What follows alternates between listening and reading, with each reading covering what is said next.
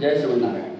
हरिहर ज्योति विज्ञान संस्थान के द्वारा संचालित 30 दिवसीय कुंडली विश्लेषण कक्षा में आप सभी लोगों का बहुत बहुत स्वागत है। आज हम लोग 17वें दिन की कक्षा पढ़ने जा रहे हैं और आज की कक्षा बहुत ज़्यादा महत्वपूर्ण है। इस द्वादश चक्र को पढ़ने के लिए बहुत सारी जो चीज़ें हैं, बेसिक चीज़ें, वो सब हम पढ़ चुके हैं। अब आज से हम लोग एडवांस लेवल की ओर बढ़ रहे हैं। अभी तक जो भी चीज़ें चल रही थी, ये मान करके चलिए कि वो बेसिक और प्रो बेसिक चीज़ें थी। अभी जो हम शुरू करने जा रहे हैं आज से, वो अब हम लोग एडवांस की ओर बढ़ रहे हैं। जो कक्षा बहुत महत्वपूर्ण है। यदि आज की कक्षा आपने नहीं पढ़ी है या नहीं समझी है तो आगे कक्षाएं फिर सूक्ष्म होती जाएंगी, फिर आप उसको ना तो स्वयं से पढ़ सकते हैं और ना आगे कुछ आपको समझ में आने वाला है। इसलिए आज की कक्षा को ध्यान से सुनिए, ध्यान से समझिए। और आज मैं बहुत महत्वपूर्ण 30 सूत्र आपको बताऊंगा। वही 30 सूत्र आपको बहुत काम आएंगे और पूरी कुंडली के विश्लेषण में उन 30 सूत्रों का खूब प्रयोग होता है।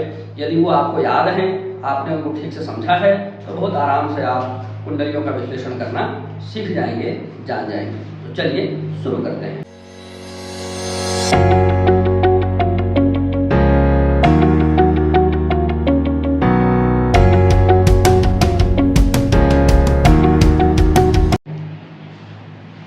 हाँ, एक लघु कुंडली बनी हुई है या गृहस्पष्ट बना हुआ है।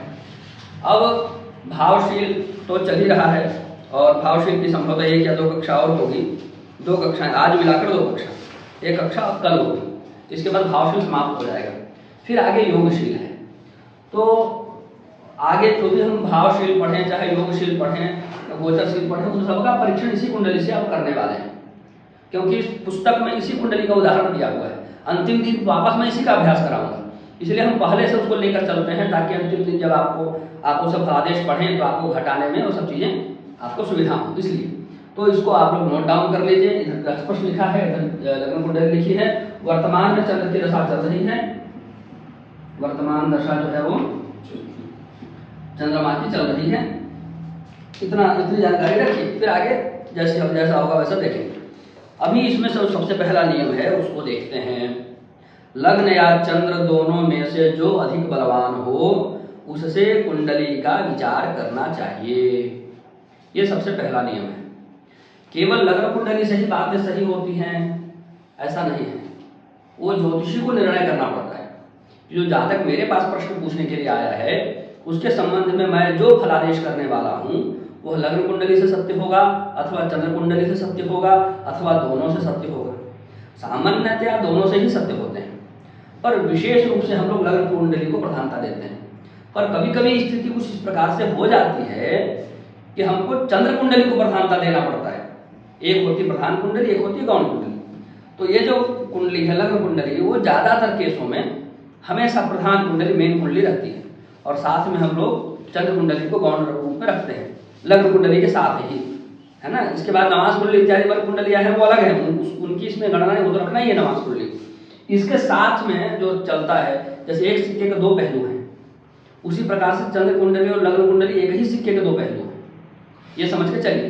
कभी तो हम सामने रख लेते हैं लग्न कुंडली को, कभी पीछे रख लेते हैं चंद्र कुंडली को, कभी सामने चंद्र कुंडली रख लेते हैं, पीछे लग्न कुंडली रख लेते हैं। इस प्रकार से हम लोग अभ्यास करते हैं। वह चिंतन हम लोगों को करना चाहिए। वो कैसे करेंगे? तो जब लग्न और लग्नेश एकदम ही वर्स्ट कंडीशन में हो, बहुत ही ज्यादा खराब स्थिति में हो, सड़बल में भी उसको कुछ बलबल नहीं मिला हो, लग्नेश का लग्न से कोई संबंध ही ना बने, तब जाकर के चंद्र कुंडली से विचार कर सकते हैं। क्या ये सोचना चाहिए? तुरंत नहीं सोचना चाहिए। उसको प्रधान रख सकते हैं, क्या ये सोचना चाहिए? चंद्र कुंडली से विचार तो होता ही है, उसको पहले रखना है कि सेकंड में रखना है, ये विचार करने की बात हम लोग अभी कर रहे हैं। तो जब लग्नेश का लग्न से कोई संबंध न बने, लग्न बहुत ज्यादा कमजोर हो, लग्न बहुत ज्यादा कमजोर हो मतलब लग्न में शत्रु ग्रह का ही नवांश, शत्रु ग्रह का ही हो रहा, शत्रु ग्रह का ही दृष्टान, ऐसे सब शत्रु ही चले, तो मामला गड़बड़ हो जाएगा। लग्नेश को षडबल में बली न मिले, अष्टक वर्ग में लग्न को नंबर मिल जाए 25 से कम, इस तरह की जब स्थितियां हो जाती हैं तो ये निश्चित हो जाता है कि जो लग्न कुंडली है वो हमको अभी पूरा फुल सपोर्ट देने की स्थिति में नहीं है। तब चंद्रमा की ओर देखते हैं। तब चंद्रमा से कब सहयोग मिलता है? सबसे पहले तो चंद्रमा को पक्ष बली होना चाहिए। चंद्रमा पक्ष बली हो, उसके बाद वो अच्छी राशि में हो और षडबल इत्यादि में अच्छे नंबर मिले हो, चंद्रमा को अष्टक वर्ग में अच्छा नंबर मिला हो, तब आप चंद्र कुंडली देख सकते हैं। इस प्रकार से और भी कुंडलियों से बात सत्य होते हैं। आज से लगभग 11-12 वर्ष पुरानी बात है, मेरे पास कोई कुंडली आई थी, तो उस समय इन सब बातों का, उस समय तो मैं नया ही विद्यार्थी था, पढ़ ही रहा था, वो तो लोग पहुंच जाते थे सुना करके, या हमारे जो प्रतिद्वंदी लोग, मैं तो किसी को नहीं मानता हूँ अपना प्रतिद्वंदी, मेरी उस तरह की भावना ही नहीं है, मैं तो अपने आप को एक विद्यार्थी मानता हूँ, और विद्यार्थी जीवन में क्या प्रतिद्वंदी, आप भी पढ़ रहे हो, यही पढ़ रहा हूँ, ये भावना रहती है। पर कुछ लोगों को ऐसा लग रहा था जो उस समय में हमारे क्षेत्र में ज्योतिष के जगत में प्रख्यात थे, उनको लग रहा था कि कोई हमारा वो आ सकता है मार्केट में, तो उसको जैसे ये सब चलता है, मार्केटिंग वाले करते हैं, कोई नया प्रोडक्ट आएगा तो उसकी शिकायत, उसका ये सब करना शुरू कर देते हैं, वैसी चीज़ें। तो किसी को उन्होंने भेजा था, उसकी कुंडली नहीं सॉल्व हो पा रही थी, तो आया, तो मैं पहले तो इन जनरल ही शुरू किया, जैसे लग्न कुंडली से प्रारंभ करते हैं, कुछ भी बोलो उसका सीधा जवाब आया, नहीं ऐसा नहीं, फिर बोलो बोले ऐसा नहीं, तो जन्म डेट टाइम सही है, हाँ सही है। उस कुंडली को मेरे को 1.5-2 महीना लग गया स्टडी करने में।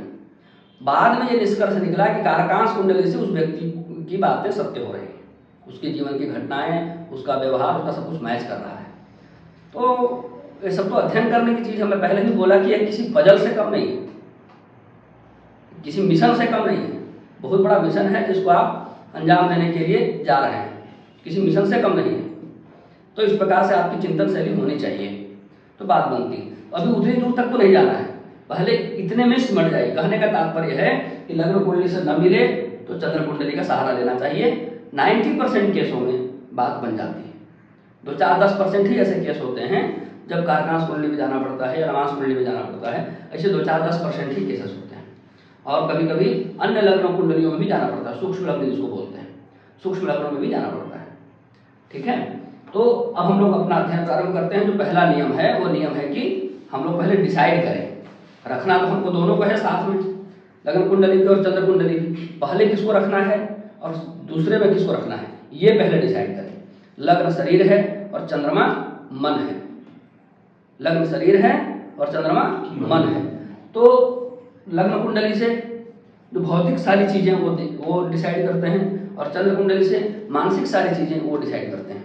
कभी कभी मन ज्यादा ही हावी हो जाता है, मन जब ज्यादा हावी हो जाता है तो व्यक्ति फिर जो मनमाना ही आचरण करेगा, अपने ओर से कुछ ज्यादा निर्णय नहीं ले पाएगा, ऐसी स्थितियां उत्पन्न हो जाती हैं।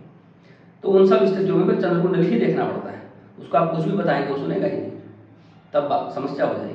कभी कभी लोग सूर्य कुंडली भी रखते हैं, पर ये सूर्य कुंडली से कम नहीं है, इससे आप बल का विचार कर सकते हैं, क्योंकि लग्न और सूर्य साथ में प्रारंभ होता है, दोनों का आपस में संबंध है। इसको ले लिया तो सूर्य कुंडली भी आ गई, ऐसा मानकर चलिए, ठीक है। तो व्यक्ति आत्मबल से हीन होगा, खुद को कुछ सम्मानेगा ही नहीं, उसके मन में जो आएगा वैसा करेगा। या कुछ लोग विक्षिप्त हो जाते हैं, फिर उनकी अपनी बुद्धि रहती नहीं है, उनको मन में जैसा हो वैसा करेंगे।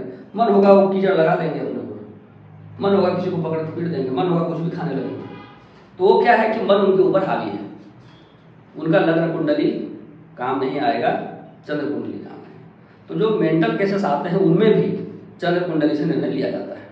कोई विक्षिप्त व्यक्ति आ गया, पागल व्यक्ति आ गया, या दिमागी रूप से बहुत कमजोर व्यक्ति आ गया, उन सब स्थितियों में फिर चंद्र कुंडली से ही निर्णय लिया जाता है।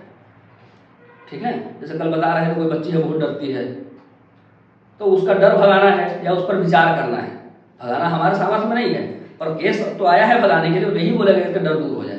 पहले हम स्टडी करेंगे कि दूर होने वाला जैसा केस है कि नहीं, तो वो डिसाइड करने के लिए फिर हमको चंद्र कुंडली देखना पड़ेगा। 3 प्रकार के फल होते हैं, ऐसा बृहद जातकम में वराहमिहिर जी ने बताया है, सत फल, असत फल और सदअसत फल। 3 कैटेगरी है। मैं बहुत टेक्निकल शब्द का प्रयोग जानकारी के लिए बता दिया, किस तरह के शब्द शास्त्रों में मिलते हैं। साधारणतया बताता हूँ, कोई भी रोग भी होता है वो 2-3 तरह का 3 तरह का होता है। एक तो बहुत आसान है, सर्दी खांसी बुखार हुआ, दवा खा लो ठीक हो जाएगा, कुछ काढ़ा बाढ़ा बना के पी लो, कुछ नहीं तो 2-4-5 दिन इंतजार कर लो, सही हो जाएगा। ऐसे ज्योतिष में भी है, किसी दशा के पीरियड के कारण कोई दोष आया है, इंतजार कर लो, दशा को जाने दो, सही हो जाएगा अपने आप ऑटोमेटिकली। ऐसे कुछ दोष होते हैं, या सामान्य कुछ है, कुछ पूजा पाठ से दूर हो जाते हैं। कुछ दोष ऐसे होते हैं जो हमेशा साथ निभाने के लिए आए हैं, जिंदगी के साथ भी, जिंदगी के बाद भी। कुछ अलग अलग जन्मों से भी कुछ दोष आए रहते हैं, वो फिर जाते नहीं हैं। अब कोई कहे कि हमारा इधर वो हो गया है, उसको हटाइए, उसको कैसे हटाया जाए। किसी को भगवान ने बुद्धि ही कम दे करके भेजा है, किसी को भगवान ने 2 सर दे के भेजा है, किसी को भगवान ने कोई अंग दे के भेजा ही नहीं है, उसको क्या करेंगे। बीमार तो वो भी है, चिकित्सा उसको भी चाहिए। मेडिकल साइंस क्या करता है उसको, यही करता है, रिसर्च कर रहा है, इसका इलाज नहीं। कितने लोग इस प्रकार से मारे जाते हैं। तो संसार में हर समस्या का इलाज है ऐसा कहना ही मूर्खता है। संसार में अगर हर समस्या का समाधान हो जाए तो फिर कोई परेशान ही ना रहे। हर समस्या का समाधान नहीं होता है। हर समस्या का समाधान होता तो भारत पाकिस्तान का मुद्दा नहीं सुलझ गया होता, इजराइल फिलिस्तीन का मुद्दा नहीं सुलझ गया होता, अमेरिका का अफगानिस्तान से मुद्दा नहीं सुलझ गया होता, ताइवान से इसका मुद्दा, चीन का मुद्दा नहीं सुलझ गया होता। कितने सालों से विवाद चल रहा है। हर समस्या का समाधान नहीं होता है। उस समस्या के साथ आप कैसे सामंजस्य बिठाते हैं, ये वहां पर काम आता है। जब समस्या का समाधान ना हो तो तालमेल बनाना। बारिश हो रही है, काम करने के लिए बाहर जाना है, अब आप सर पटक के रह जाइए, बारिश तो रुकेगी नहीं। तब आप क्या करते हैं, तालमेल बिठाते हैं। छाता लिए चल दिए, बरसाती पहने चल दिए। आपने क्या किया, तालमेल बैठाया। इसके साथ हम दोस्ती कैसे कर सकते हैं, इसके साथ हम तालमेल कैसे बना सकते हैं, वो आपने सोचा। समाधान सोचते रहते तो आपका काम होता, बारिश रुकनी नहीं। तो हर जगह समाधान भी सोचा जाता है, ऐसा नहीं। इसीलिए ज्योतिष में उपचार कहते हैं। ज्योतिष में जो होता है वो उपचार है। स्टेप बाय स्टेप चीजें होती हैं। हम समाधान की तरफ बढ़ते हैं, और जब समाधान नहीं होता है तो वहां पर सामंजस्य की तरफ बढ़ते हैं कि ठीक है, समाधान नहीं है, कोई बात नहीं, सामंजस्य कर लेते हैं। ठीक है, सामंजस्य भी ऐसा होना चाहिए जो ये लोग भी सुधारे और परलोक भी सुधारे। सामंजस्य ऐसा ना हो कि कोई कहे कि अरे हमारा मन बहुत दुखी है, वो कहेगा लो एक पौवा चढ़ा लो, मन ठीक हो जाएगा। ये मन का सामंजस्य नहीं है। मन का सामंजस्य कैसा है, कहीं मंदिर में चलो, घंटा का नाद सुनो, बैठ करके भजन करो, कुछ देर ध्यान कर लो, कहीं अच्छे जगह पर घूम करके आए, ये मन का सामंजस्य है। सामंजस्य तो दोनों बैठा रहे हैं, पर सामंजस्य ऐसा बैठाना चाहिए जो ये लोग भी सुधारे और वो लोग भी सुधारे। ऐसा क्यों बोल रहा हूँ, अजीब अजीब टोटके करवाते रहते हैं ज्योतिष के नाम पर, इसलिए बोल रहा हूँ। ऐसा हो गया, ठीक है, ऐसा चलो, सब वाम मार्ग की तरफ मोड़ देते हैं। सारे लोग वाम मार्ग की तरफ मोड़ देते हैं। थोड़ा सा तंत्र पढ़ लिया, उसके बाद अपने आप को ज्योतिष घोषित कर देते हैं। दोनों का सेक्टर एकदम अलग है। तंत्र का सेक्टर अलग है, ज्योतिष का सेक्टर अलग है। ज्योतिष की मर्यादा जहाँ में उपाय जहाँ तक आते हैं वहीं तक करना चाहिए, उसके भीतर नहीं करना चाहिए। वो ज्योतिष के नाम पर क्या क्या नहीं करवा देते हैं, सब कुछ चला देते हैं। अभी कितनी प्रशंसा करूँ उसको, हमारा अनावश्यक समय नष्ट होगा। तो इधर आते हैं, सबसे पहले क्या करना है, यह डिसाइड करना है कि हम लग्न कुंडली से फलादेश करेंगे प्रधान रूप से, और गौण रूप से चंद्र कुंडली से, अथवा चंद्र कुंडली से ही प्रधान रूप से करेंगे और लग्न कुंडली से गौण रूप से। पहले ये डिसाइड करना है। ठीक है, ये पहला काम है। उसके लिए सब कुछ मैंने बता ही दिया। अब बात करते हैं कि जब योगों के परीक्षण की बात आएगी, ये तो हो गया फल के परीक्षण की, है ना, भाव फल, राशि फल, ये सब जो दशा इत्यादि फल, वो सब इससे हम देख लेंगे। लेकिन जब हम योगों का परीक्षण करेंगे तो हमको दोनों को समान महत्व देना चाहिए, लग्न कुंडली को भी और चंद्र कुंडली, दोनों से ही योगों का परीक्षण करना चाहिए। ठीक है, तो कोई योग यदि लग्न कुंडली में घटा है तो उसका भौतिक जगत पर ज्यादा प्रभाव दिखेगा, चंद्र कुंडली में घट रहा है तो उसका मानसिक जगत पर, आध्यात्मिक जगत पर ज्यादा प्रभाव दिखेगा। तो दोनों से ही परीक्षण करना चाहिए। महापुरुष योग चेक करना है, दोनों से चेक करेंगे। मांगलिक योग चेक करना है, दोनों से चेक करेंगे। योगों का परीक्षण हमेशा दोनों से किया जाता है, वहां पर बल देखने की जरूरत नहीं। योगों का परीक्षण करना है तो दोनों से करना है, ऐसा सीधा सीधा।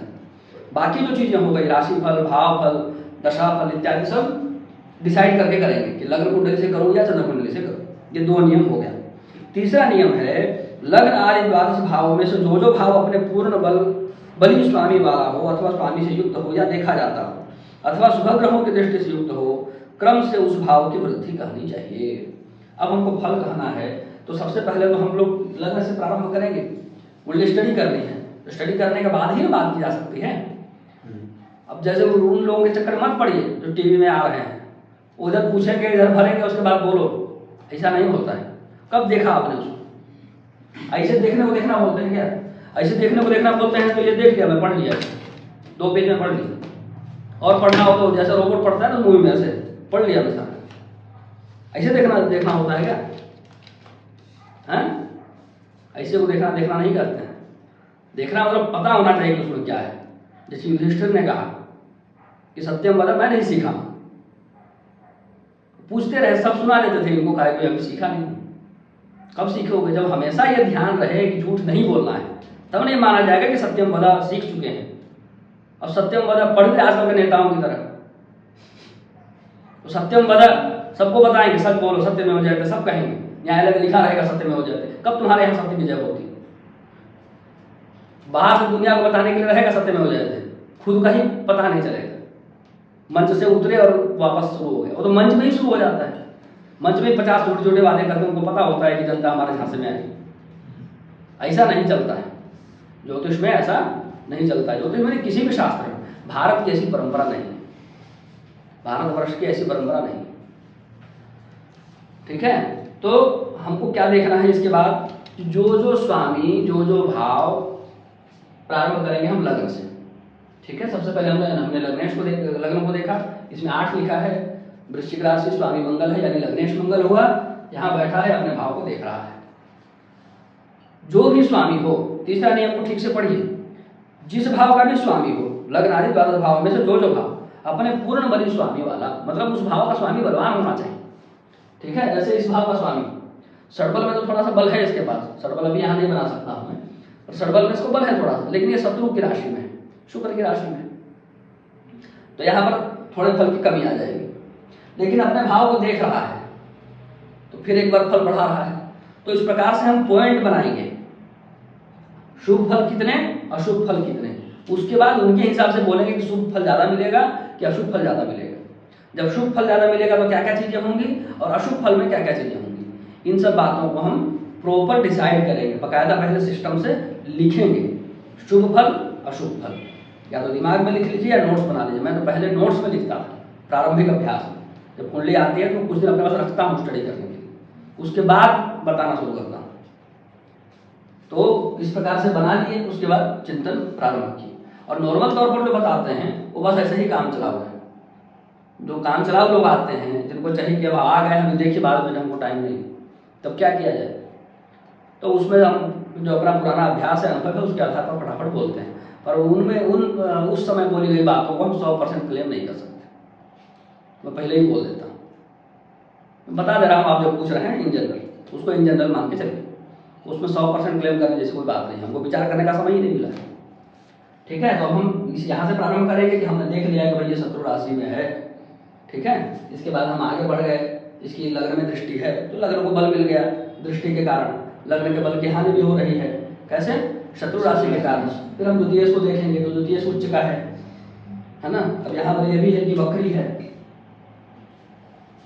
वक्री हो जाने से उस घर का फल बदल जाता है, यही द्वितीय उच्च का है होता, वक्री नहीं होता, अपार धन संपदा होती, वक्री हो गया, धन के प्रति विपरीत व्यवहार होगा, उधर धन है तो इधर जाएगा, अच्छा उधर पैसा उधर जाना नहीं, ठीक है। तो विपरीत व्यवहार होगा, वाणी भी कुछ उल्टा बोलेगा, कुछ लोग नाराज हो जाएंगे, इसको बोलना नहीं आता है, ठीक है। अब हम लोग बात करते हैं इधर तृतीय भाव को, हमने देखा कि तृतीय स्वग्रही है, अपने राशि में है, अपने ही भाव में बैठा है, तृतीय भाव को बल मिल गया, भाई बहन की संख्या अधिक होगी, भाई बहनों का सुख होगा। राहु बैठा है, शनि बैठा है, किसी एक भाई बहन की हानि हो सकती है। आगे बढ़िए, चतुर्थ भाव को हमने देखा, चतुर्थ किधर है, इधर चला गया, अपने घर से 12वें में चला गया, अपने घर से 12वें जाने पर भी उस घर के फल की हानि हो जाती है, तो घर में रहने नहीं देगा। सूर्य यहाँ बैठा है, वो भी घर के सुख की हानि कर रहा है। फिर यहाँ पर पंचमेश को देखेंगे, पंचम भाव में उच्च का ग्रह बैठा है ना, तो मतलब विद्या की प्रतिष्ठा ऊंचे तौर पर होगी। पंचमेश की घर है, वो भी उच्च में है, तो वो भी विद्या को ऊंचाई की ओर लेकर के जाएगा। और पंचमेश वक्री है, पढ़ाई में कुछ बाधाएं उत्पन्न होंगी। शनि भी देख रहा है इधर 1 2 3, शनि की तृतीय दृष्टि होती है, विशेष दृष्टि, मतलब बीच में पढ़ाई रुकेगी 1 2 जगह पर। शनि का काम क्या है, बाधा डालना। अगर ये लोग उच्च नहीं होते तो शनि रोक भी सकता था पढ़ाई, पर शनि चूंकि स्वग्रही है तो थोड़ी नरमी दिखाएगा, और ये लोग उच्च के हैं, ये मामला इतना संभाल लेंगे कि पढ़ाई रुक नहीं सकती है। कुछ साल बर्बाद हो सकते हैं, 2 साल 4 साल 5 साल बर्बाद हो जाएगा, लेकिन पढ़ाई आगे चल करके पूरी होगी। फिर इधर देखेंगे, षष्ठेश इधर बैठा है, वो पत्नी को रोक देता है षष्ठेश इधर बैठ करके, है ना, अल्पायु योग भी बनाता है। फिर अष्टमेश को देखिए, चतुर्थ भाव में बैठा है। इस प्रकार से हम एक एक भाव का पहले चिंतन करेंगे, किस भाव का स्वामी किधर है, किस राशि में है, कितना बल उसको मिल रहा है, और वहां पर चिंतन करके समझेंगे चीजों को, ठीक है। जिस घर में उच्च का ग्रह बैठा हो वो भाव अच्छे होते हैं। जिस घर में अपना स्वामी बैठा हो वह भाव अच्छा हो जाता है, उस भाव की समृद्धि हो जाती है, उस भाव की वृद्धि हो जाती है। ठीक है। तो यहाँ पर देख लीजिए स्पष्ट रूप से दिखाई पड़ रहा है कि ये 3 भाव बहुत अच्छे हैं। क्यों? भाई बहनों की संख्या अधिक होगी, शनि स्वगृही है। उच्च शिक्षा प्राप्त होगा, शुक्र यहाँ है। धर्म स्थान में स्वयं बृहस्पति बैठा होगा उच्च राशि का, तो साधना सिद्धि तपस्या अधिक होगी, पूर्व जन्मार्जित पुण्य पर्याप्त होगा। इस प्रकार से डिसाइड हो गया तुरंत। ठीक है। तो ये तीसरा नियम है जो आपने पढ़ा, उस भाव की वृद्धि होगी, वो चीजें अधिक होंगी, विद्या अधिक होंगे, भाई बहन अधिक होंगे, पुण्य बल अधिक होगा, ये सब डिसाइड हो गया। अब चौथे नियम पर आइए। जिन भावों में शुभ ग्रह बैठे हों या जिन भावों पर शुभ ग्रहों की दृष्टि हो लेकिन पाप ग्रह की दृष्टि ना हो, वे भाव शुभ फल देने में सहायक हो जाते हैं। ठीक है। शुभ ग्रह बैठा है, शुभ फल प्रदान करेगा, पंचम भाव। शुक्र शुभ ग्रह है तो द्वादशेष, है तो सप्तमेश, लेकिन शुभ ग्रह है इसलिए सहायता करेगा। द्वादशेष होने का फल भी अलग से देगा, पर शुभ ग्रह होने का फल नष्ट थोड़ी हो रहा है, वो भी अलग से देगा। जो जानते हैं ना व्यंजन बनाना, उनको कुछ आप बनाकर दे दीजिए तो वो बता देंगे कि सब्जी में क्या क्या क्या क्या पड़ा हुआ है, सारा खा के ही बता देंगे। उन्होंने देखा नहीं है, पर उनको टेस्ट का, व्यंजनों का इतना मतलब सूक्ष्म ज्ञान है कि वो बता देंगे कितनी मात्रा में आपने क्या क्या इसमें मिलाया है। उसी प्रकार से इधर भी है, कई सारी चीजों को मिलाकर के एक फल होता है। उस एक फल में किन किन योगों का कितना कंट्रीब्यूशन है, वो एक ऊहापोह निर्णय करने वाला जो सही ज्योतिषी होगा वो बता देगा कि ये जो चीजें हो रही इसके कारण हो रही। तो पंचम भाव पर शनि की दृष्टि का फल मिलेगा। क्या फल हुआ? पढ़ाई रुकेगी कुछ साल निश्चित रूप से। पंचमेश उच्च का है, पंचमेश बृहस्पति है, उच्च का है, मतलब कुछ पारंपरिक विद्या व्यक्ति पढ़ेगा, व्याकरण हो, न्याय हो, साहित्य हो, ज्योतिष हो, कर्मकांड हो, कुछ ऐसी कथावाचन हो, ये सब जो पारंपरिक विद्याएं हैं वो पढ़ेगा, अपने परंपरा का। अमेरिका इजिप्ट का होगा तो अपने देश की परंपरा की विद्या को पढ़ेगा, कुछ पारंपरिक विद्या पढ़ेगा। पंचमेश बृहस्पति है और उच्च का है। पंचम भाव में शुभ ग्रह है, वो भी विघ्नों को दूर करेगा, जितना होगा विघ्नों को दूर करेगा। ये विघ्न डालता रहेगा। ले दे करके यह है कि व्यक्ति आकर पूछे कि हमारी पढ़ाई लिखाई कैसी होगी, तो हम कहेंगे अच्छी होगी और उच्च शिक्षा मिलेगी, विद्या से प्रसिद्धि होगी। उच्च राशि का बैठा है, पंचम भाव में उच्च राशि है, तो विद्या के कारण प्रसिद्धि होगी, लोग ज्ञान, तुम्हारे ज्ञान से तुमको जानेंगे, ऐसा हम इसके लिए तुरंत बोल सकते हैं। ठीक है। कारण क्या है? ये दोनों कारण है, पंचमेश भी उच्च का, पंचम भाव में भी उच्च का, ये दोनों कारण। लेकिन यह भी है जो द्वादशेष यहाँ बैठा है उसका फल भी मिलेगा, कुछ विद्या भूल जाएंगे, कुछ विद्या नष्ट हो जाएगी, या सभी विद्या का प्रयोग नहीं कर पाएंगे। शनि की दृष्टि, पढ़ाई रुकेगी, 2 साल 3 साल कुछ भी होगा, ब्रेक होगा, इस प्रकार से, या बर्बाद होगा। ठीक है। इस प्रकार से फल का यहाँ पर चिंतन किया जाता है।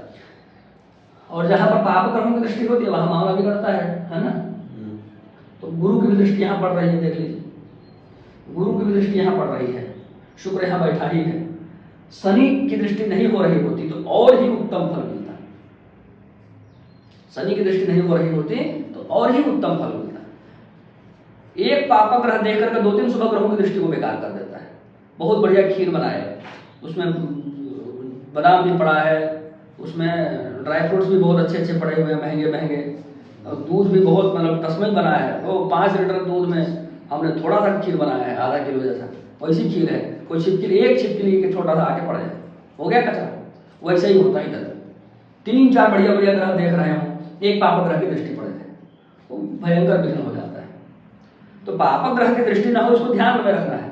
केवल लोग ये ध्यान रखते हैं गुरु देखा है, गुरु तो देख ही रहा है, पर पीछे भी तो देखो, पीछे तो देखो, ये वाला मुद्दा है। अब आगे बढ़िए, किधर चल रहे थे हम लोग? अपने भाव से केंद्र व त्रिकोण में गया हुआ ग्रह भी शुभ होता है, अपने भाव के लिए अच्छा काम करता है। जैसे लग्नेश अपने भाव से केंद्र में बैठा है, 1 2 3 4 5 6 7 1 4 7 10 केंद्र भाव होते हैं। ठीक है। तृतीय भी अपने भाव से केंद्र में बैठा है, 1 इधर ही 1 कहेंगे ना पहले ही।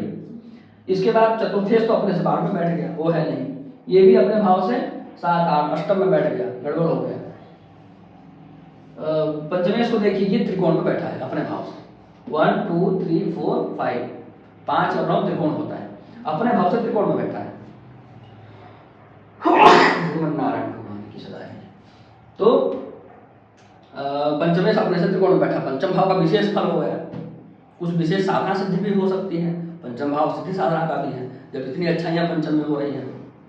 ठीक है। इसके बाद षष्ठेश को देखिए, ये अपने भाव से केंद्र में नहीं है, 1 2 परफर भाव में चला गया। शुक्र को देखिए, सप्तमेश शुक्र, वो भी अपने भाव से लाभ स्थान में है।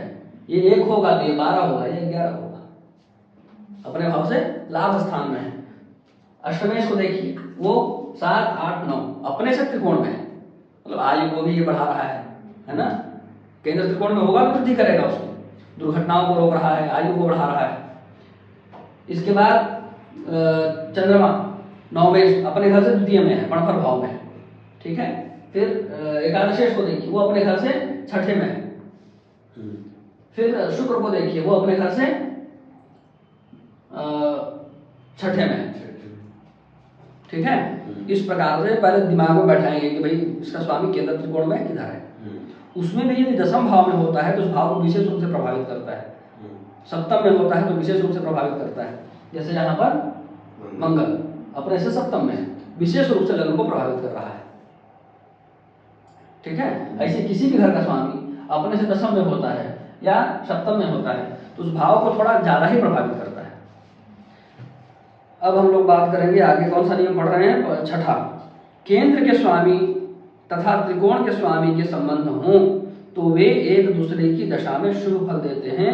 यह भाव फल के लिए भी बहुत शुभ होता है। किसी भी केंद्र का स्वामी त्रिकोण में बैठ जाए या किसी भी त्रिकोण का स्वामी केंद्र में बैठ जाए तो उनकी परस्पर दशा और अंतरदशा अच्छी जाती है। ठीक है। जैसे इसमें केंद्रों को पहले देखते हैं। केंद्र का स्वामी पहले लग्न को देख लीजिए, मंगल केंद्र में बैठा, त्रिकोण में नहीं बैठा। शनि को देखिए, वो तो अपोक्लिप में बैठ गया, केंद्र त्रिकोण में नहीं बैठा। फिर शनि को देखिए, वो चलिए, फिर शुक्र को देखिए, वो त्रिकोण में बैठा है। तो शुक्र की दशा में कुछ विशेष फल मिलेगा, कुछ और अच्छा फल मिलेगा, कुछ राजयोग जैसा फल मिलेगा। इसके बाद सूर्य को देखिए, वो भी केंद्र में बैठा है, त्रिकोण में नहीं बैठा है। ठीक है। फिर त्रिकोणेश्वर को देख लेते हैं। गुरु त्रिकोण में बैठा है, केंद्र में नहीं बैठा। केंद्र में बैठता तो ज्यादा अच्छा होता। चंद्रमा ये बैठा है किधर, केंद्र में, त्रिकोण का स्वामी होके केंद्र में बैठा है, तो ये भी विशेष फल देगा। तो किसी भी केंद्र का स्वामी यदि त्रिकोण में बैठ जाता है तो उनकी दशा अंतरदशा परस्पर अच्छी हो जाती है। ठीक है। दोनों में से जैसे शुक्र की दशा में चंद्रमा की अंतरदशा बहुत अच्छी होगी, दोनों राजयोग बना रहे हैं, उनकी परस्पर दशा अंतरदशा अच्छी हो जाती है। या मान लीजिए कि शनि यहाँ बैठ जाता और गुरु यहाँ बैठ जाता। गुरु पंचमेश है, इधर बैठ जाता, और शनि चतुर्थेश है, इधर बैठ जाता। तो शनि में गुरु की दशा या गुरु की में शनि की दशा बहुत अच्छी लगती है, जिसको कहते हैं गोल्डन पीरियड बोलते हैं ना आजकल के डिजाइनर एस्ट्रोलॉजर लोग। गोल्डन पीरियड आ रहा है आपका एकदम। ठीक है।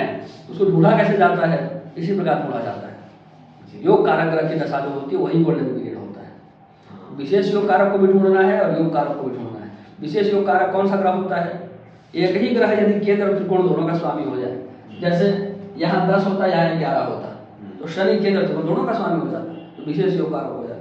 वृष लग्न में शनि विशेष योग कारक होता है, कर्क लग्न में मंगल विशेष योग कारक होता है। ठीक है। अब बात करते हैं 7वें नियम की। यदि भावाधिपति उच्च राशि में हो, मूल त्रिकोण राशि में हो, स्वक्षेत्री मतलब अपनी राशि में हो, अथवा मित्र क्षेत्र यानी मित्र की राशि में हो तो शुभ फल प्रदान करता है। भावाधिपति मतलब भाव का स्वामी। जैसे लग्न की बात हम करें तो लग्नेश यदि उच्च में होता अथवा अपनी राशि में होता अथवा अपनी मूल त्रिकोण राशि में होता या मित्र की राशि में होता तो हम कहते कि आदमी कभी बीमार नहीं पड़ेगा। पर शत्रु राशि में है तो कहेंगे कि बीमारी लगी रहेगी कुछ न कुछ। और क्या कहेंगे, लग्न को पूर्ण दृष्टि से देख रहा है, इसलिए कहेंगे कि लाइलाज बीमारी नहीं होगी भैया। कुछ कुछ फुटकर बीमारी तुमको लगातार होता रहेगा, लाइलाज बीमारी नहीं होगा। फुटकर में कैसा, तो मंगल पापक ग्रह है, लग्न को देख रहा है, पित्त विकार होगा, बाल झड़ेंगे, लीवर में समस्या होगी, पाचन अच्छा नहीं होगा। मंगल अग्नि है, अग्नि में कमी हो जाएगी, अग्नि शत्रु के घर में चला गया। ठीक है। तो पाचन अच्छा नहीं होगा, पाचन में समस्या होगी, पित्त विकार होगा, बाल झड़ेंगे, ये सब चीजें इनके संबंध में बोलेंगे। इस प्रकार से निर्णय होगा। ऐसे ही द्वितीय को देखिए, उच्च राशि का है तो व्यक्ति बहुत अच्छा बोलेगा, पर वक्री है तो थोड़ा उल्टा भी बोलेगा, जिससे प्रशंसक लोग नाराज हो सकते हैं। ऐसा व्यक्ति आकर कहे तुमको नेता बनना है, नेता कैसे बनोगे भाई, तुमको चापलूसी करना आता ही नहीं, बकवास करता है, नेतागिरी मत करना, ठीक है। ऐसे द्वितीय वक्री होगा तो कैसे नेता बनेगा, फिर उल्टी भाषण देगा, फिर सब पीछे पड़ जाएंगे उसके, ठीक है। इस प्रकार से फलादेश करेंगे। द्वितीय ये उच्च का है कौन, द्वादश। द्वादश भाव और तृतीय भाव, इन दोनों भाव का काम है आदमी को लेकर घुमाते रहो चक्कर की तरह, चक्री की तरह, ठीक है। तो द्वादश उच्च का है, बहुत जगहों पर घूमेगा, बहुत जगहों पर घूमेगा। उच्च राशि का है, अपने घर से दूर दूर जाएगा, ये सभी फल सही घटित होंगे। खूब सोएगा, सोने का भी है वो, खूब सोएगा, ये सभी बात जो आप कहेंगे वो सभी सत्य होगा। खर्चीला स्वभाव का होगा, पर उच्च राशि का है तो अच्छे जगहों पर खर्च करेगा, दान करना, यज्ञ करना, पूजन करना, किसी की सहायता करना, इन सब चीजों में खर्च करेगा। व्यय उच्च का है तो खर्च भी हाई लेवल होगा, ठीक है, पर उच्च राशि में है तो अच्छे जगहों पर हाई लेवल खर्च करेगा। इस प्रकार से फल का चिंतन करते हैं। कहाँ चल रहे थे हम लोग अब, तो आप लोगों को इसको पता होना चाहिए कि किस ग्रह के लिए कौन सी राशि उच्च है, कौन सी राशि स्वग्रही है, कौन सी राशि उच्च राशि है, कौन सी राशि मूलक त्रिकोण राशि है। जैसे सूर्य की उच्च राशि है मेष, चंद्रमा की वृष, कर कब से उच्च राशि हो गया, वृष। मंगल के लिए मकर, बुध के लिए कन्या, गुरु के लिए कर्क, शुक्र के लिए मीन। यहाँ देखिए गुरु कर्क राशि में है, उच्च का है। शुक्र को देखिए मीन राशि में है, उच्च का है। शनि के लिए तुला। इस प्रकार से ग्रहों की उच्च राशियां हैं, वो दिमाग में बैठा हुआ होना चाहिए। ऐसे ही फिर मूल त्रिकोण राशियां भी हैं, ऐसे फिर अपनी राशियां भी हैं, वो दिया है इस किसी पुस्तक में, उसको दिमाग में याद रखना है, नहीं तो आगे बढ़ने में समस्या होगी। अब कहाँ चल रहे हैं हम लोग, नवा नियम। त्रिक स्थान में यदि शुभ ग्रह बैठे हों तो त्रिक स्थान का शुभ फल देते हैं, परंतु स्वयं दूषित हो जाते हैं और अपनी शुभता खो देते हैं। इस बात को ठीक से समझना जरूरी है, इस बात को ठीक से समझना जरूरी है, ठीक है। शंकर जी ने विषपान कर लिया, समुद्र मंथन से विष निकला, तो विष को हलाहल को कौन पिए, ये तो संसार को ही नष्ट कर देगा। तो शिव जी आए, उन्होंने कहा कि मैं पीऊंगा, और उस विष का प्रभाव इतना था कि उनका पूरा शरीर नीला पड़ गया, जलन होने लगी भयंकर। तो हर को कष्ट में देखकर हरि को पीड़ा तो होती है, तो तुरंत भगवान से निपट गए, उनकी पीड़ा को अपने अंदर आकृष्ट करने लगे। उसके कारण भगवान का भी शरीर नीला हो गया। नीलांबुज श्यामला, क्या है वो, हाँ श्यामल कोमलांगम हो गए, नीलांबुज श्यामल कोमलांगम हो गए। तो उसी प्रकार से यहाँ पर भी होता है, रक्षा तो हो गई पर स्वयं के में विकृति आ गई। भगवान की रक्षा होगी कि नहीं, शिव जी की रक्षा हो गई, उनकी पीड़ा शांत हो गई, पर स्वयं में, स्वयं के वर्ण में, स्वरूप में कुछ विकृति आ गई। इसी प्रकार शुभ ग्रह यदि 6, 8, 12 में बैठता है, उस भाव के लिए तो अच्छा हो जाता है, उसके अपने लिए खराब हो जाता है, ठीक है। उस भाव के लिए तो अच्छा हो गया, उसके अपने खुद के लिए खराब हो गया, उसकी सेल्फ आइडेंटिटी जो है उसमें खराब प्रभाव पड़ जाता है, उसका जो सेल्फ नेचर है उसमें विकृति आ जाती है।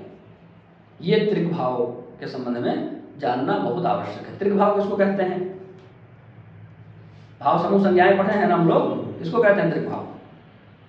6, 8, 12, 6, 8, 14 होता है, पर हमारी गिनती उधर है ही नहीं, तो 6, 8, 12 इन 3 भावों को, ये है छठा भाव, यह है 8वां भाव और यह है 12वां भाव, इन्हीं तीनों भावों को त्रिक भाव कहते हैं, ठीक है। इनके संबंध में फल की बात होगी, इनके संबंध में फल की चर्चा अब हम लोग करेंगे, ठीक है।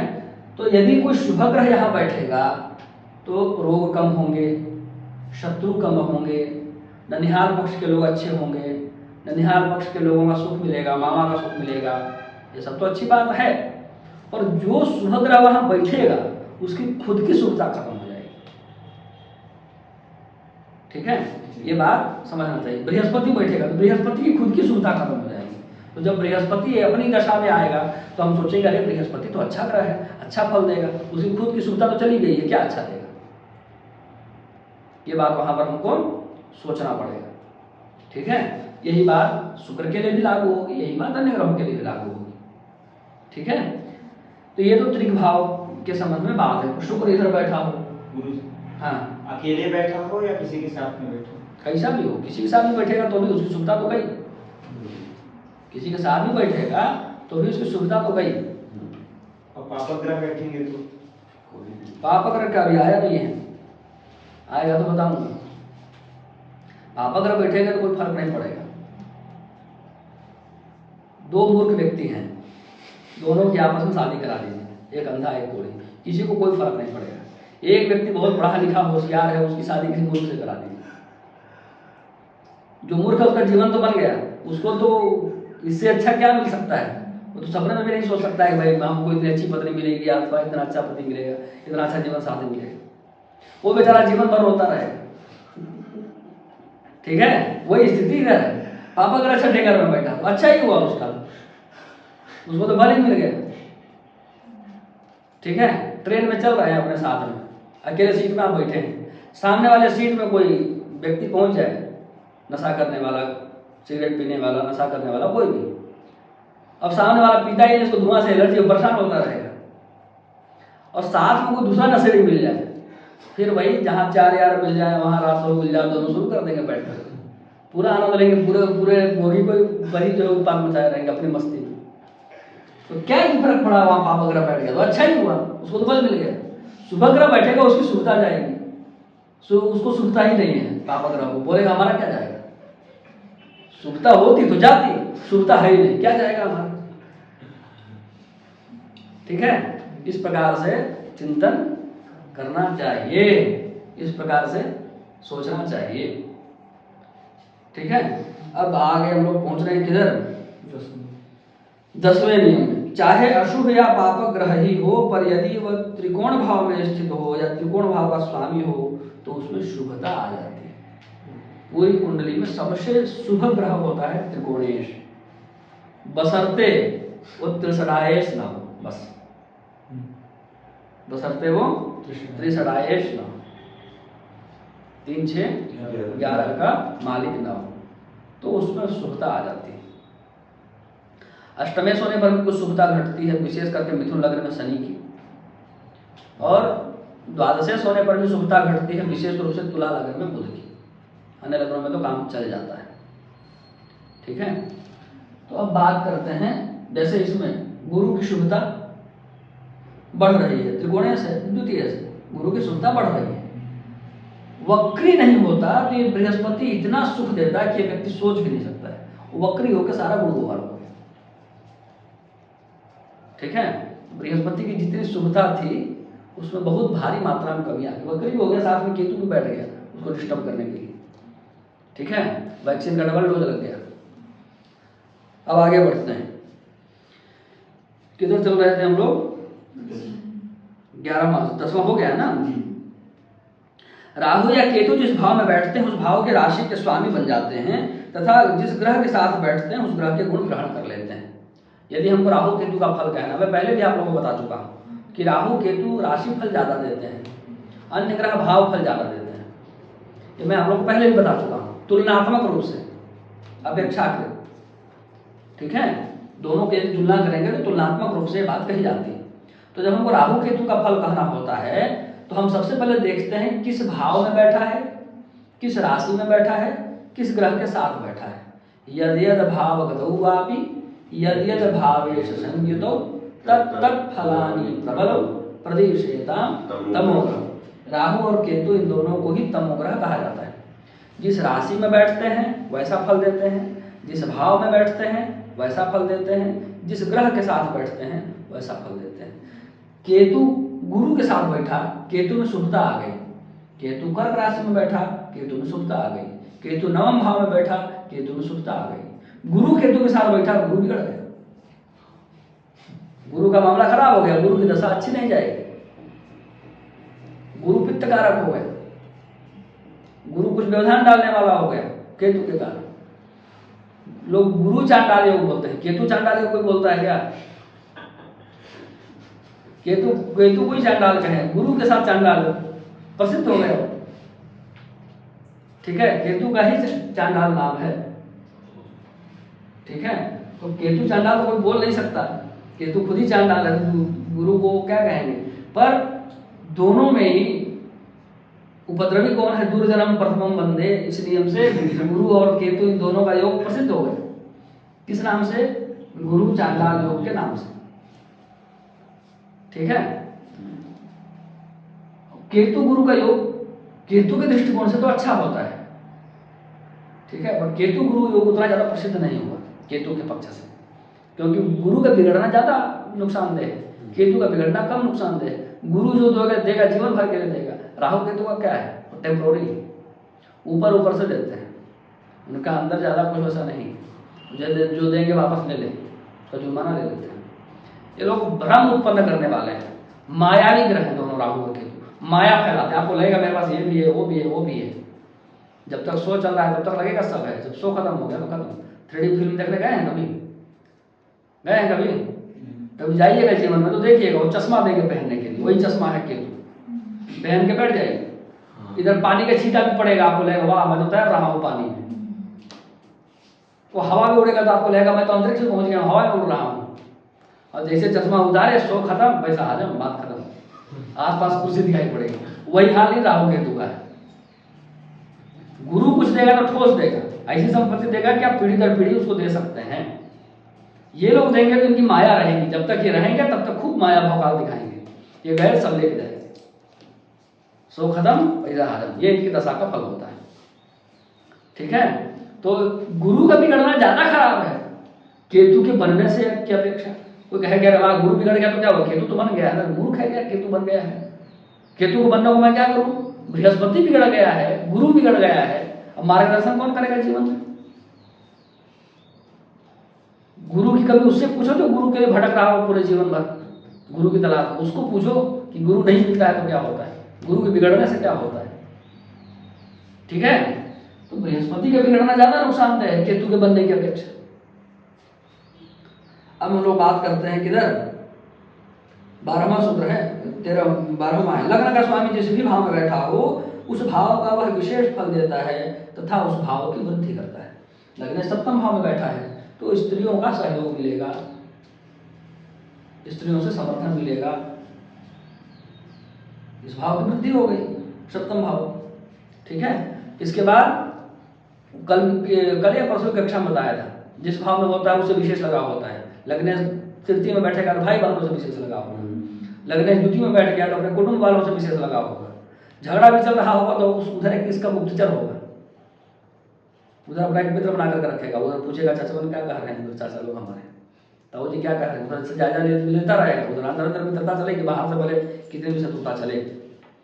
सप्तम में बैठेगा तो पत्नी से विशेष लगाव होगा, नवम में बैठेगा तो पूजन पाठ धर्म से विशेष लगाव होगा, दसम में बैठेगा तो आजीविका से विशेष लगाव होगा, दिन दुनिया कुछ नहीं, केवल काम काम काम। ठीक है, ये लग्न की बात है। और कहाँ चल रहे हैं? 13वां। लग्न से तीसरे छठे 11वें स्थान पर पापी ग्रह शुभ प्रभाव करता है। कौन पूछ रहा था पाप ग्रह बैठेगा तो क्या होगा? लग्न का स्वामी लग्न से तीसरे छठे या 11वें स्थान पर पापी ग्रह शुभ प्रभाव करता है, लेकिन शुभ ग्रह हो तो मध्यम फल मिलता है। तीसरे घर में, छठे घर में और 11वें घर में पाप ग्रह बैठा हो तो अच्छा फल देता है, शुभ ग्रह बैठता है तो कम अच्छा देता है, उसकी अच्छाई में कुछ कमी आ जाती है। ठीक है, इनकी दशा भी अच्छी जाती है। इस व्यक्ति के लिए कहे कोई शनि अच्छा ही फल देगा, कहूँगा 7.5 में कोई ऐसा कष्ट नहीं होगा जैसा हो सकता है, जैसा होता है। अपनी दशा, शनि की दशा भी बहुत सारी अच्छी चीजें दे करके जाएगा। ऐसे राहु के संबंध में भी, राहु की दशा भी बहुत कुछ अच्छा दे करके जाएगा। ठीक है, अब बात करते हैं हम लोग 15वें नियम की, 14वें नियम की। छठे, 8वें और 12वें भाव के स्वामी जिन भाव में रहते हैं उनको बिगाड़ते हैं।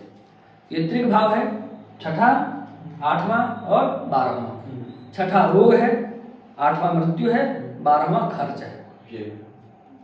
ठीक है, तो ये कहीं बैठेंगे तो उस भाव को बिगाड़ेंगे, उस भाव को रोगी कर देंगे। अष्टमे से बैठेगा तो उस भाव को मार ही डालेगा। द्वादशे से बैठेगा तो भाव को कहेगा खर्च करो, निकलो इधर से, खर्च करो मतलब साथ में मत रहो, जाओ इधर जाना है। ठीक है, तो यहाँ पर देखिए षष्ठेश मंगल है, पत्नी के घर में बैठा है, पत्नी को रोगी कर देगा। अष्टमेश बुध है, माता के घर में बैठा है, सुख के घर में बैठा है, बोलेगा इसको सुखी मत रहने दो, इसकी माता को सुखी मत रहने दो, उसका काम है सुख भंग करना, इसके मित्रों को इसे दूर कर दो, आस पास में अच्छा मित्र न रहे इसके पास, और जिससे ज़्यादा दोस्ती हो जाए उसको ट्रांसफर करो, हटाओ। ठीक है, ये काम बुध करता रहेगा। द्वादशेश शुक्र इधर बैठा है, कहेगा विद्या खर्च करो, विद्या को टिकने मत दो, कुछ ज्यादा कुछ याद मत रखने दो, आए मौके पर चीज ही याद नहीं आएगी, जब जरूरत होगी तो लोग कहेंगे इतना अच्छा जानकार आदमी इंटरव्यू कैसे खराब चला दिया। वो नहीं देख रहे हैं कि इसके पंचम भाव में द्वादशेश बैठा हुआ है। ऐसे प्रेमिका के ऊपर खर्च करेगा। हाँ, ऐसे लगने का संबंध भी तो बनना चाहिए, अकेला पंचम प्रेम थोड़ी है, संबंध बनना चाहिए लग्न से तब। ठीक है, और इस प्रकार से ये तीन भाव के स्वामी, छठे, 8वें, 12वें के स्वामी जहाँ बैठते हैं वहाँ चीज़ों को बिगाड़ते हैं, चीज़ों को नष्ट करते हैं, चीज़ों को खर्च करते हैं। ये द्वादशेश बैठ के एक चीज़ और कर रहा है, विषय परिवर्तन करा रहा है। पहले कुछ और पढ़ रहे थे, वो पढ़ाई काम नहीं आएगी, दूसरा विषय पढ़िए वो काम, या तीसरा विषय पढ़िए वो काम है। इस प्रकार से विद्या का व्यय विचार कर सकते हैं, इस प्रकार से विद्या का व्यय बोल सकते हैं। फिर हम लोग पहुँच गए 15वें नियम पर। वैसे यही नहीं हुआ है, किंतु अपवाद रूप में यदि यह स्वगृही ग्रह हो तो अनिष्ट फल नहीं करते, क्योंकि स्वगृही ग्रह का फल शुभ होता है। ठीक है, अब कुछ ऐसा हो जाए, मान लीजिए मिथुन लग रहा है, तो मिथुन लग्न में क्या होगा, यहाँ 10 लिखा रहेगा मकर राशि, यहाँ 11 लिखा रहेगा कुंभ राशि, दोनों का स्वामी शनि है। शनि यदि नवम भाव में बैठ गया, अपनी राशि में बैठ गया है, तो अष्टमेश, अष्टमेश नहीं ऐसा नहीं कहेंगे, पर नवमेश भी है, अपनी राशि में बैठ गया है, तब क्या होगा, तब अष्टमेश का तो फल बहुत कम ही देगा, नवमेश का ही देगा।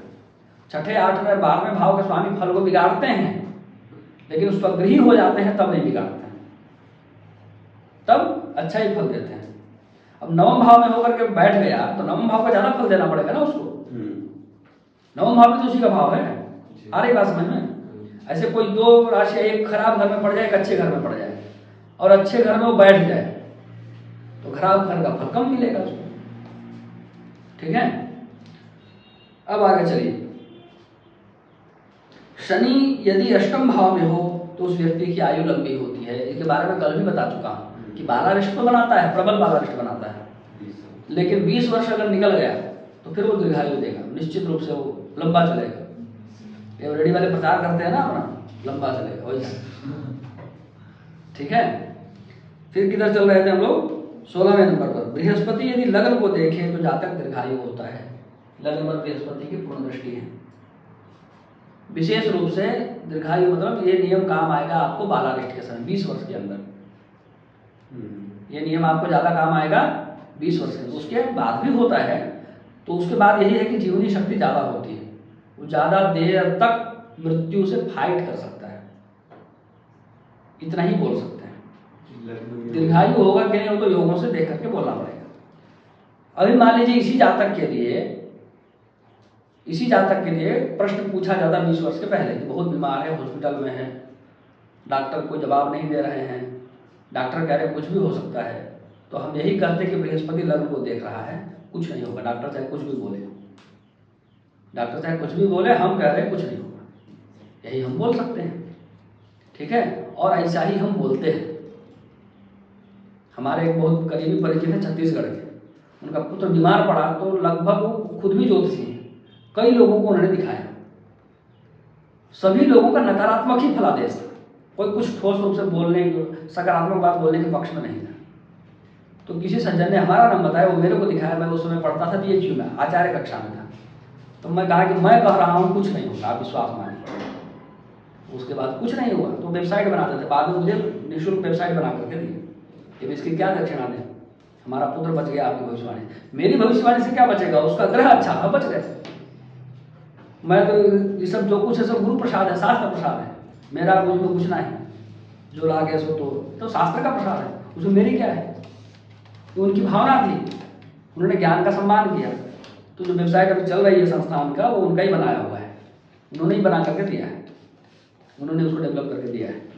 वो उसमें वो फलादेश काम आया, जब सब तरफ से परेशान थे तो मैं ही एक इकलौता था जिसने कहा कि मैं बोल रहा हूँ कुछ नहीं होगा, तो कुछ नहीं हुआ। कारण क्या था, बृहस्पति लगन को देख रहा है, ये नियम ही कारण था।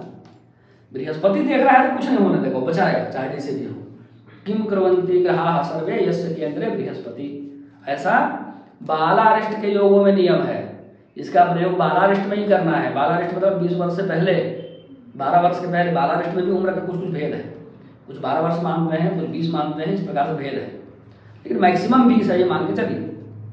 ठीक है, उम्र जैसे जैसे बढ़ती जाती है बालारिष्ट का इफेक्ट कम होता जाता है। 12 वर्ष तक तीव्र प्रभाव होगा, उसके बाद प्रभाव बहुत कम हो जाएगा, ऐसा मान के चलिए। अब इस नियम को लोग हर जगह लगा देते हैं, किम कुर्वन्ति ग्रहाः सर्वे यस्य केंद्रे बृहस्पति। इसको हर जगह थोपते रहेंगे तो बात नहीं बनेगी। ये आपको मुख्य रूप से 2 जगह पर काम आता है, विवाह लग्न कुंडली में, जातक में काम आएगा बालारिष्ट के समय प्राण बचाने के लिए। ठीक है, तो वहां प्राण बचाने वाला बृहस्पति है, वहां पर बृहस्पति का ही उपाय करवाते हैं। गुरुजी यहाँ पे बकरी है, इसका कुछ प्रभाव पड़ेगा नहीं? देख रहा है, दृष्टि का फल हुआ ना इसमें। दृष्टि का फल तो जो है सो देगा ही देगा। बालारिष्ट के समय में दृष्टि का जो फल है वो तो देगा ही देगा। गुरु देख रहा है ना, गुरु की दृष्टि का फल तो होना ही। आगे फिर जो फल देगा वो अपनी दशा में देगा। वक्री है तो इधर से उधर भटकाएगा। वक्री ग्रह का काम क्या है, काम आपका होने नहीं देगा, आपको व्याकुल रखेगा। ठीक है, तो कहाँ चल रहे थे आगे? 17वां नंबर। 10वें भाव में सूर्य और मंगल स्वतः ही बलवान माने गए हैं।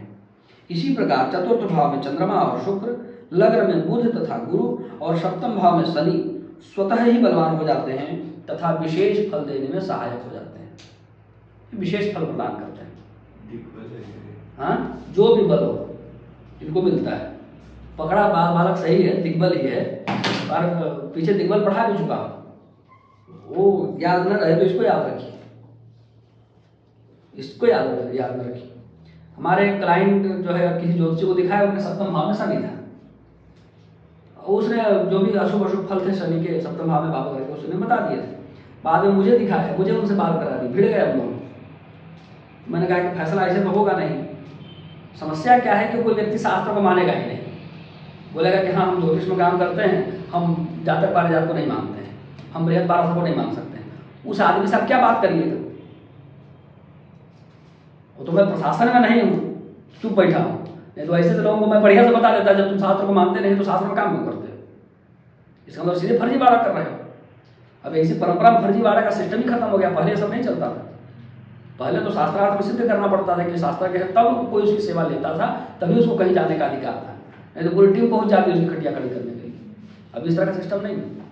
तो मैंने कहा कि वो सब छोड़ो, मैं तुमको 10 बात बता देता हूँ, अपने जीवन उससे 10 बात पूछ लो 7वें भाव का, अपने जीवन में खुद घटा के देख लो तुम्हारे जीवन में क्या घट रहा है। प्रत्यक्षम ज्योतिषम शास्त्र में कहीं जाने की जरूरत क्या है? तुम्हारा विषय नहीं है, तुमको लगेगा कभी वो सच बोल रहे हैं, तुमको कभी लगेगा मैं सच बोल रहा हूँ। अपनी बुद्धि से निर्णय करो। बताओ तुम्हारी पत्नी जिंदा है कि नहीं? पत्नी तो जीवित है। तलाक नहीं हुआ है ना? तलाक नहीं हुआ है। 30.5 साल के पहले हो गई थी? हाँ 30.5 साल के पहले हो गई। क्या शनि अशुभ फल दिया तुमको? तो अब चिंतन पता होना चाहिए कहां पर किस प्रकार से बोलना है। 7वें भाव में सभी पाप वगैरह खराब फल देते हैं, शनि सबसे कम खराब फल देता है।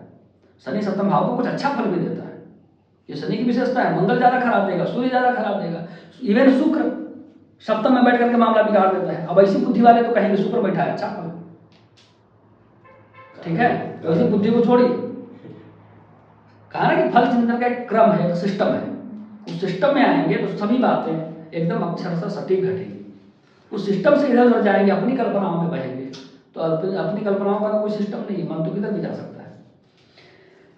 तो आगे हम लोग कहाँ चल रहे थे? अब 18वें नियम में 11वें भाव में सभी ग्रह अच्छा फल देते हैं। 11वें भाव में कोई ग्रह बैठा है तो उसकी दशा में कुछ न कुछ अच्छा फल जरूर मिलेगा। 11 भाव का जो स्वामी है उसकी बात नहीं हो रही है, 11 में जो बैठा है उसकी बात हो रही है। ठीक है, बुध 11वें भाव का स्वामी, बुध की दशा अच्छी जाएगी ऐसा हम नहीं बोल सकते हैं।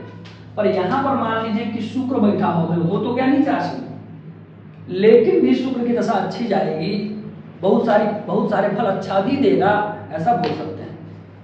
नीच का फल नहीं देगा ऐसा नहीं बोलना है, पर बहुत सारे अच्छे फल देगा ऐसा बोल सकते हैं, लाभ देगा ऐसा बोल सकते हैं। 19वां, यदि भाव कारक ग्रह उस भाव में अकेला बैठा हो तो भाव फल को बुरी तरह बिगाड़ता है, ये बता ही चुका हूँ, कारक भाव नाश है। 20वां, छठे भाव में गुरु, 8वें भाव में शनि, 10वें भाव में मंगल बहुत अच्छे माने जाते हैं। छठे भाव में गुरु, 8वें भाव में शनि और 10वें भाव में मंगल। 10वें भाव में सूर्य मंगल बहुत अच्छा माना जाता है, ये उनकी विशेषता है, ये सब ध्यान में रखना है। दूसरे, 5 में 7वें भाव में अकेला गुरु भाव की हानि करता है। दूसरा भाव, 5वां भाव और 7वां भाव, यदि बृहस्पति बैठ गया तो उसको चौपट कर देगा। कारक है ना, विशेष रूप से स्त्रियों की कुंडली। सप्तम भाव में बृहस्पति, एक मेरे पास कुंडली आई थी, विवाह के बाद उसके मतलब कुछ घटना घट गई घर में तो उसके जल करके मृत्यु हो गई। सप्तम भाव में बृहस्पति बैठा था, सप्तम भाव में बृहस्पति बैठा था, भाव को पूरी तरह नष्ट कर दिया। पंचम भाव में बृहस्पति, पढ़ना ही नहीं देगा। दूसरे भाव में बृहस्पति, व्यक्ति उठपटांग बात कहेगा, इतने अहंकार में रहेगा उससे कोई बात ही नहीं कर सकता है। तो बृहस्पति इन तीनों भाव में यदि अकेला बैठता है तो फिर गड़बड़ कर देता है। किसी के साथ बैठेगा तो उसको एकदम सुंदर कर देगा, फिर कोई बदमाशी नहीं कर पाता है। दूसरे भाव में गुरु के साथ बुध बैठ जाए, निश्चित रूप से बोलिए कि आपकी वाणी बहुत अच्छी होगी, आपका लेखन बहुत अच्छा होगा, आप बहुत कलात्मक व्यक्ति होंगे, सब बात आपकी ठीक होगी, आप उससे बैठ के बात कर सकते हो, वो व्यक्ति बुद्धिजीवी होगा, ये सब फल होगा। कोई भी ग्रह बैठा हो, बुध की बात नहीं, गुरु के साथ कोई भी बैठा हो तो अशुभ फल में बहुत कमी आ जाती है। इसके बाद बात कर रहे हैं हम लोग चतुर्थ एवं दसम स्थान में स्थित गुरु भी बहुत शुभ फल प्रदान करता है। चौथे और 10वें में बैठा हुआ बृहस्पति भी। 10वें में बृहस्पति का एक ही अशुभ फल है, अपने सीनियर से नहीं बनती, उससे विवाद झगड़ा पंगा होता रहता है।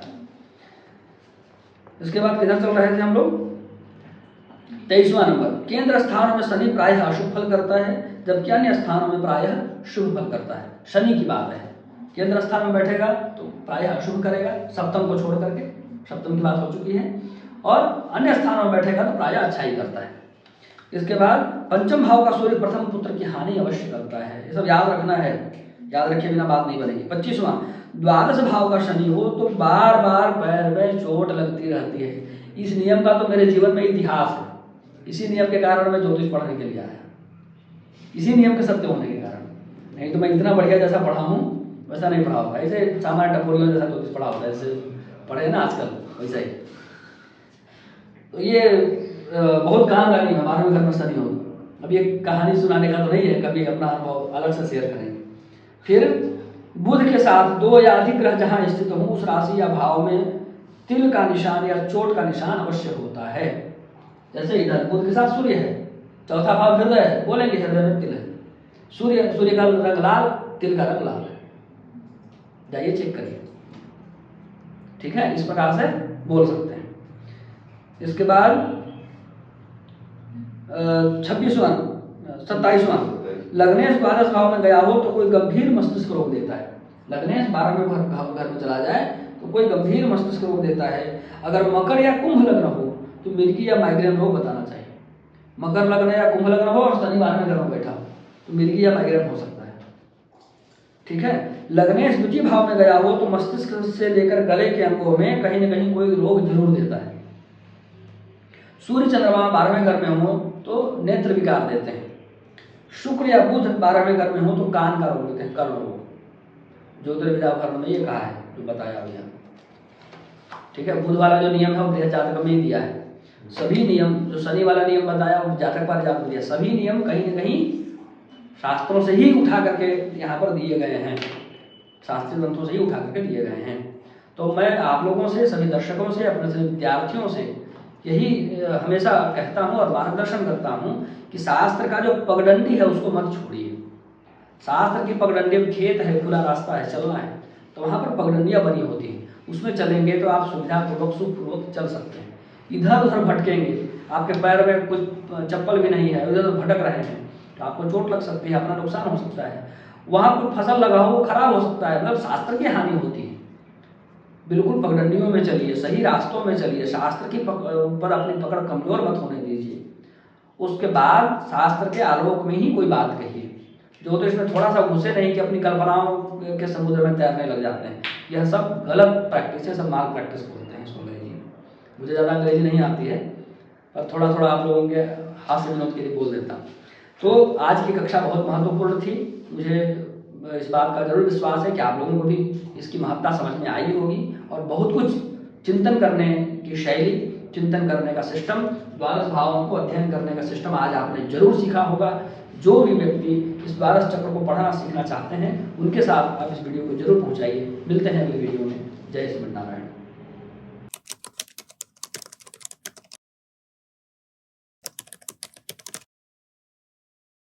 श्रीमते रामचंद्राय नमः।